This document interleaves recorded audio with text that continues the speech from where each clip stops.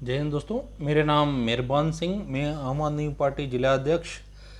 आप सभी को विजयदशमी की बहुत बहुत शुभकामनाएं। आज का दिन हम लोग बुराई पर सच्चाई की जीत के लिए मनाते हैं और इसी संदर्भ में मैं आपसे कुछ बात करना चाह रहा था कि सूचना के अधिकार के तहत बहुत सारे मामले मेरे पास आते हैं, जिनमें से कुछ मामलों में परिस्थितियां क्या हैं, हालात क्या हैं, कानून किस तरह काम कर रहा है और अधिकारी किस तरह नेताओं के आगे, सरकार के आगे नतमस्तक हैं, इसका उदाहरण मैं आपको दे रहा हूँ।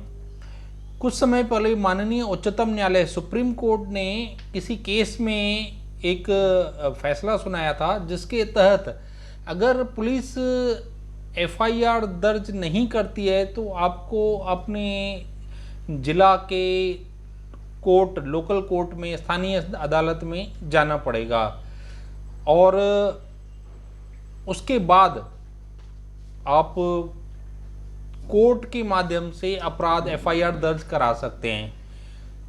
तो उस पर मैंने काफ़ी स्टडी किया और जो पब्लिक इंटरेस्ट में कुछ मामले ऐसे थे जिसके ऊपर मैंने काम किया, वो जानकारी बहुत सरप्राइजिंग है। मैं सोचा आपके साथ शेयर करता हूँ। जैसे क्या है कि अधिकतर केस में पुलिस, पूरे हिंदुस्तान की पुलिस नाकारा, नकम्मी और बिकी हुई पुलिस, ये मैं बोलूँगा। ऐसा इसलिए कह रहा हूँ क्योंकि मेरे पास प्रमाण है। अगर वो अपराध दर्ज नहीं करती है, अभी जो हालात हैं वो मैं आपके साथ शेयर कर रहा हूँ, अगर वो अपराध दर्ज नहीं करती है, अधिकतर केसों में पुलिस अपराध दर्ज नहीं करती है। क्यों नहीं करती है? पैसे की वजह से नहीं करेगी, या अगर शासकीय विभाग का मैटर है तो किसी शासकीय विभाग ने, किसी अधिकारी ने अपराध किया है तो पुलिस कहती है कि विभाग जब तक नहीं कहेगा तब तक अपराध दर्ज नहीं करेगी, जबकि ऐसा कानून में कहीं पे भी नहीं है। लेकिन पुलिस है, कुछ भी कर सकती है। अगर आप इनोसेंट हो तो आपको उठा के जेल में डाल सकती है, और अगर आप अपराधी हो तो आपको छोड़ भी सकती है। ठीक है, हमारे देश की पुलिस ऐसा ही है। ठीक है, ऐसा मैं हवा में बातें नहीं कर रहा हूं, मैं एक आरटीआई एक्टिविस्ट हूं और जिम्मेदारी के साथ कह रहा हूं। और अधिकतर केसों में, चाहे वो कलेक्टर हो, चाहे पुलिस अधीक्षक हो, चाहे, मैं फिर से रिपीट कर रहा हूं, चाहे वो कलेक्टर हो चाहे पुलिस अधीक्षक हो, दोनों सिर्फ एक डाकिये की भूमिका निभाते हैं। मैं आगे इसको एक्सप्लेन करूंगा कि डाकिये की भूमिका कैसे निभाते हैं। तो दोस्तों, जैसे मैं आपको ना एक प्रकरण नंबर बताता हूं। प्रकरण नंबर है दुर्ग नगर निगम के तत्कालीन आयुक्त सुनील अग्रहरि का। वर्ष 2019 में लोकसभा चुनाव के दौरान मतदाताओं को जागरूक करने, प्रचार प्रसार करने के लिए निर्वाचन अधिकारी ने फ्लैक्स छपवाने के लिए बोला, फ्लैक्स होर्डिंग्स लगवाने के लिए बोला। नोडल एजेंसी दुर्ग नगर निगम थी और उस समय तत्कालीन आयुक्त सुनील अग्रहरि थे। उन्होंने उस फ्लैक्स छपवाने में फर्जीवाड़ा किया और उसकी शिकायत जो तत्कालीन सभापति थे कांग्रेस के, नारायणी, और पहले एक पार्षद रहे विल्सन डिसूजा, उन्होंने शिकायत की। लेकिन आप यहाँ देखिएगा कि नारायणी कांग्रेस से सभापति थे, दुर्ग नगर निगम में सभापति थे, उनके पास पावर, वो पावर में होने के बाद भी शिकायत कर करके चुप बैठ गए। क्यों चुप बैठ गए? चाहे कांग्रेस वाला हो चाहे भाजपा वाला हो, दोनों एक दूसरे के प्रति सिर्फ विरोध प्रकट करेंगे, विरोध करने का ढोंग करेंगे, बाकी दोनों मिले हुए हैं। यहाँ पे अधिकारी है तो अधिकारी से भी उनको कोई ना कोई काम निकलवाना है, तो अधिकारी के खिलाफ, क्योंकि अधिकारी तो नेताओं को कमा करके पैसा देता है ना, तो उससे आगे शिकायत नहीं गई। जब सूचना के अधिकार के तहत हम लोगों ने पेपर निकाला तो हमें पता चला कि इसमें काफ़ी गड़बड़ी हुई है। तब सुनील अग्रहरी जो तत्कालीन आयुक्त थे उनका ट्रांसफ़र हो गया। उसके बाद जो आयुक्त आए इंद्रजीत बर्मन, उन्होंने इस केस की जांच की और जांच करके नगरीय निकाय प्रशासन रायपुर को पत्र लिखा एफआईआर दर्ज कराने की अनुशंसा की। लेकिन क्योंकि नगरीय निकाय प्रशासन के जो मंत्री हैं डहरिया जी, शिव डहरिया जी, वो कितने ईमानदार हैं, उन्होंने तत्कालीन आयुक्त सुनील अग्रहरी को भ्रष्टाचार करने का उपहार दिया, उनको प्रमोशन दे दिया। अभी वो अपर आयुक्त हैं भिलाई नगर निगम में। आयुक्त इंद्रजीत बर्मन जी ने नगरीय निकाय प्रशासन सचिव को पत्र लिखा, लेकिन उसका आज तक कोई जवाब नहीं आया। मैं खुद नगरीय निकाय प्रशासन, मेरी जानकारी के अनुसार आईएएस अधिकारी अमलगमयी मैडम एक हैं, उनको मैंने पत्र जाकर के खुद, उस समय कोरोना पॉजिटिव थी, उनके विभाग को मैंने दिया, लेकिन आज तक कोई रिप्लाई नहीं आया। ठीक है, सवाल ये है कि हमने कलेक्टर को भी शिकायत की, कलेक्टर ने उसके ऊपर एफआईआर करने की अनुशंसा क्यों नहीं की?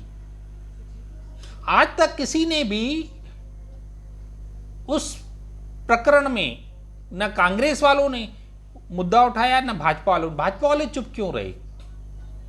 धंधा कांग्रेस भाजपा के नेताओं का धंधा अधिकारियों से ही चलता है ना, अधिकारी उसको, उन लोगों को कमा के देते हैं, इसलिए। नहीं तो अधिकार स्पष्ट, जांच हो चुकी थी, पूरे कथन लिए गए थे, पूरा फर्जीवाड़ा स्पष्ट था, लेकिन किसी ने कुछ किया नहीं किया। क्यों नहीं किया? कांग्रेस भाजपा दोनों मिले हुए हैं। अब मैं ना आपको दूसरा प्रकरण बताता हूं। दूसरा प्रकरण ये था कि एक शौचालय घोटाला हुआ, वार्ड 47 रायपुर नाका, पार्षद कविता तांडी, विद्या महिला स्व सहायता समूह। इस समूह ने शौचालय बनाने के टेंडर लिए और शौचालय की डबल पेमेंट ले ली।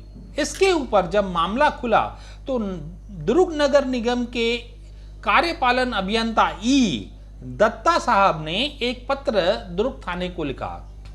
दुर्ग थाने ने अपराध दर्ज किया, लेकिन मजेदार बात यह है कि दत्ता साहब ने जो पत्र लिखा और उसमें दोषी जिस महिला को बताया, उसको दत्ता साहब ने उस विद्या महिला स्व सहायता समूह की अध्यक्ष अपने पत्र में उसका उल्लेख किया। पुलिस ने भी बिना जांच किए उस महिला को, उस मासूम इनोसेंट महिला को 7 दिन के लिए जेल भेज दिया अपराध दर्ज करने के बाद। अब आप सोचो, इसको 1-2 साल बीतने के बाद कहीं से घूम करके हमारी जानकारी में आया, जब हमने विद्या महिला स्व सहायता समूह की जानकारी इकट्ठी की, तो विद्या महिला स्व सहायता समूह वार्ड 47 रायपुर नाका उड़िया बस्ती के पार्षद कविता तांडी के नाम पर रजिस्टर है। वो उस विद्या महिला स्व सहायता समूह की अध्यक्ष है, लेकिन जेल कौन गया? एक दूसरी महिला। उसको जेल किसने भेजा? नगर निगम के दत्ता साहब ने। ठीक है, कितना बड़ा फर्जीवाड़ा है, लेकिन कांग्रेस भाजपा के राज में सब ठीक है, दोनों मिले हुए ना। अब इस मुद्दे के बारे में भाजपा भी जानती है, लेकिन उस समय भाजपा की पार्षद कविता तांडी थी, पार्षद जो थी वो भाजपा से थी। ठीक है, और अभी कांग्रेस का राज है, दोनों चुप हैं। क्यों चुप हैं? दोनों मिले हुए हैं, कांग्रेस और भाजपा दोनों मिले हुए हैं। दोनों चुप क्यों हैं? अगर पार्षद गड़बड़ है, उसने अपराध किया है, दूसरे इनोसेंट महिला को जेल भेज दिया है, तो उसके खिलाफ आवाज क्यों नहीं उठाते, कार्रवाई क्यों नहीं करते? क्योंकि दोनों मिले हुए हैं।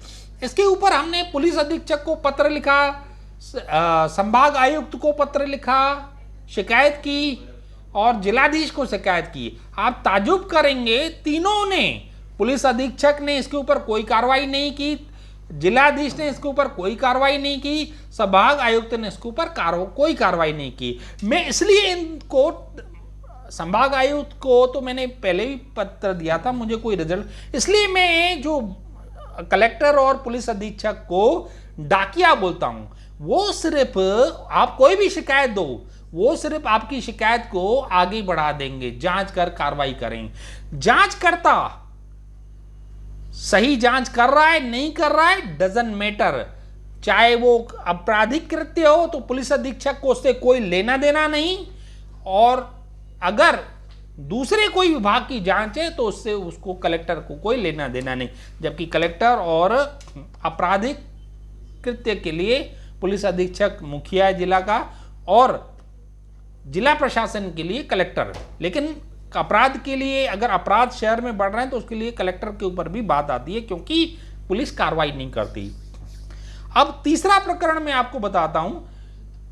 2 प्रकरण हो चुके हैं, दोनों प्रकरण में पुलिस अपराध दर्ज नहीं कर रही है, और पुलिस ने बिना जांच किए उस महिला को, आज हम इतनी तरक्की, मोदी जी ने आधार कार्ड को कितना इंपॉर्टेंट बताया, बैंक के साथ हर किसी के साथ आधार कार्ड को लिंक कराया ना, उस आधार कार्ड के आधार पर भी ना पुलिस ने इसकी जांच करने की कोशिश की कि वो महिला वो है या नहीं है।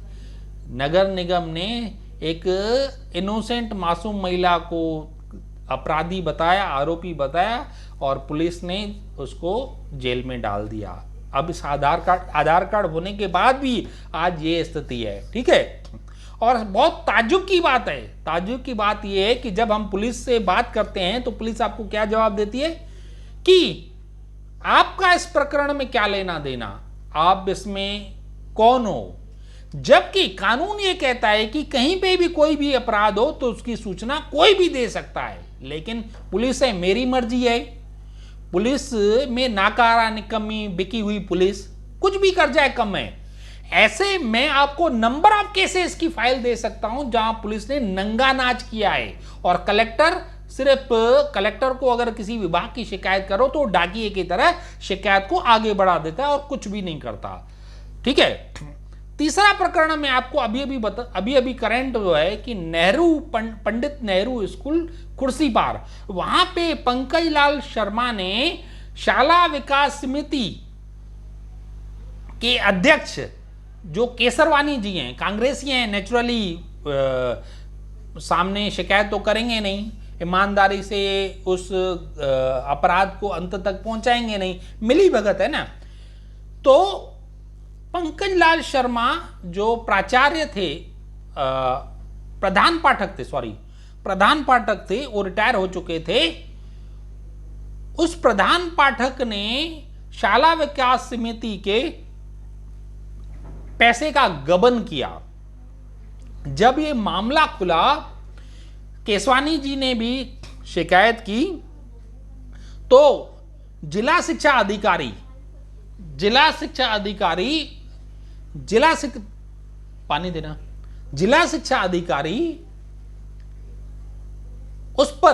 उस स्कूल की प्राचार्य को पत्र लिखते हैं कि आप इसके ऊपर अपराध दर्ज कराएं, जो पैसा गबन हुआ है। अब मजेदार बात यह है कि 15 दिन के बाद जिला शिक्षा अधिकारी बघेल जी दूसरा पत्र लिखते हैं कि अगर वो आरोपी जिसने पैसे का गबन किया है, अगर वो पैसे जमा कर देता है तो ठीक है, और अगर पैसे नहीं जमा करता है तब आप अपराध दर्ज कराएं। शासकीय पैसे का आप गबन करो, वापस पैसा जमा करो तो आपका अपराध खत्म हो जाता है। ये किसका राजनीतिक दबाव है? कितने शिक्षा अधिकारी कितना ईमानदार है। कलेक्टर को मैंने शिकायत की, कलेक्टर ने डाकिये की तरह आवेदन को आगे बढ़ा दिया। जवाबदारी कौन लेगा? आज तक उसके ऊपर अपराध दर्ज नहीं हुआ।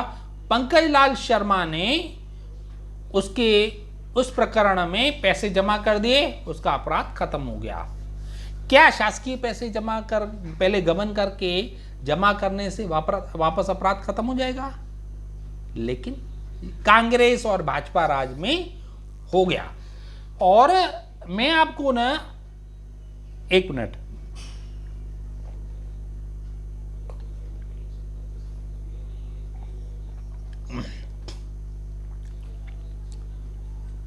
मजेदार बात आपको यह बताता हूं कि सारे प्रकरणों की जानकारी कांग्रेस वालों के पास भी भाजपा के पास भी है, भाजपा के लोगों के पास भी है, लेकिन क्यों नहीं उठाते हैं ना? क्योंकि राजनीति उनके लिए धंधा है, धंधा। राजनीति ही एक ऐसा व्यवसाय है जिसमें एक बार का इन्वेस्टमेंट और जिंदगी भर की आय है। पीढ़ी दर पीढ़ी यही रीत चलती है। देश की जनता कब समझेगी, यही बात खलती है। अब मैं आपको ना चौथा प्रकरण बताता हूं। चौथा प्रकरण सेक्टर एरिया में आपको एक मिनट बता रहा हूं मैं। श्री अंबे सरकारी उचित मूल्य की राशन दुकान है। उस राशन दुकान में 178 राशन कार्ड दूसरे किसी राशन दुकान से ट्रांसफर होकर के आ गए। उस राशन दुकान वाले का नाम है, उसका जिसके नाम पर ये है, उसका नाम है राजीव यादव। वो सेक्टर 4 में रहते हैं, ठीक है। उस राशन दुकान वाले ने लोगों को राशन भी बांट दिया। इसकी शिकायत हुई, जांच हुई। खाद्य विभाग के 3 लोगों ने, खाद्य विभाग और अन्य लोगों ने, 3 लोगों ने मिलकर के इस प्रकरण की जांच की। जांच में बहुत सारी गड़बड़ियां उजागर हुई और उन जांचकर्ताओं ने कलेक्टर को 8वें महीने में उस जांच प्रतिवेदन देकर उस प्रकरण में अपराध दर्ज करने की अनुशंसा की। लेकिन आज कौन सा महीना चल रहा है? 10वां महीना। किसके पास फाइल पड़ी है? कलेक्टर साहब के पास। अपराध दर्ज हुआ क्या? नहीं। ये बात भाजपा वालों को भी मालूम है, कांग्रेस वालों को भी मालूम है, लेकिन अपराध दर्ज होगा क्या? नहीं होगा। अपराध दर्ज कराने के लिए कोई नागरिक को जाकर करके वहां पे अप्रोच करनी पड़ेगी। नागरिक अपने जेब से पैसे क्यों डाले? अगर कोई भी सामाजिक कार्यकर्ता या अन्य कोई आदमी को जानकारी हो और वो जाकर के कोर्ट में अपराध दर्ज कराए, कोर्ट के माध्यम से, कोर्ट के संज्ञान में ये बात लाए और केस फाइल करे, तो आप एक मान के चलिए कि एक अपराध दर्ज कराने में कोर्ट में 1.5 साल, 1 से 1.5 साल लगता है। तो कितने साल आगे निकल गया ये मामला? अब उससे अंदाजा लगा, मामला खत्म और पुलिस अपराध दर्ज करेगी नहीं। तो कुल मिलाकर के परिस्थितियां क्या हैं? मिल बांट करके खाएंगे, मिल बांट कर खाएंगे। कांग्रेस और भाजपा दोनों मिल बांट कर खाएंगे। 5 साल तेरे, 5 साल मेरे, लेते रहेंगे यूं ही फेरे। सत्ता का लुफ्त उठाएंगे, जनता को बेवकूफ बनाएंगे। शादी नहीं करेंगे लेकिन लिव इन लाइव रिलेशनशिप निभाएंगे। ये कांग्रेस भाजपा का दोहरा चरित्र दोनों मिले हुए हैं। तो दोस्तों, ये आपराधिक कृत्य जो अलग अलग थानों के फाइलें हमारे पास आई, सूचना के अधिकार के तहत हमने दस्तावेज इकट्ठे किए, वो जानकारी मैं सोचा आपको देता हूं। आज विजयदशमी है, बुराई के ऊपर अच्छाई की जीत का दिन है। हम लोग रावण का दहन हर साल करते हैं, लेकिन जितनी बुराइयां आज हो रही हैं, एक सजा के लिए रावण को हम लोग हर साल जलाते हैं। हम लोग कहां पहुंचे? हमारे अंदर की बुराई कहां तक पहुंच चुकी है? आज भी जशपुर में किसी जीप ने लोगों को रौंद दिया, लखीमपुर में भाजपा के लोगों ने किसानों को रौंद दिया। तो अब जनता समझे, जनता जाने, अच्छा बुरा, देश का अच्छा बुरा खुद पहचाने। नहीं तो जैसा कर्म करोगे वैसा फल देगा मतदान। ये है लोकतंत्र का ज्ञान। दोस्तों, फिर किसी ऐसी जानकारी के साथ उपस्थित होंगे। धन्यवाद। जय भारत, जय हिंद।